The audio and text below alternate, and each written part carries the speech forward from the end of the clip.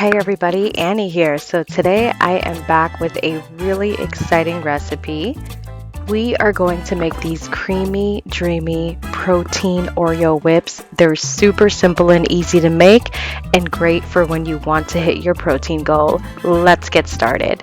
So you're going to need 1 scoop of any vanilla protein powder, as well as a tablespoon of cocoa powder, and I even added 1 tablespoon of black cocoa powder, which is optional. If you don't have the black cocoa powder, just add in 1 extra tablespoon of regular cocoa powder.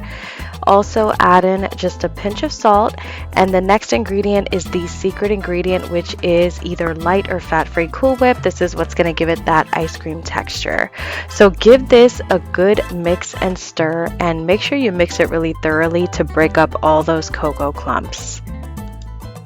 So the last 2 ingredients are an extra scoop of chocolate protein powder as well as some water, just to help you mix and break up the ingredients. So those are the 2 things I added here, and then you'll get this beautiful creamy texture.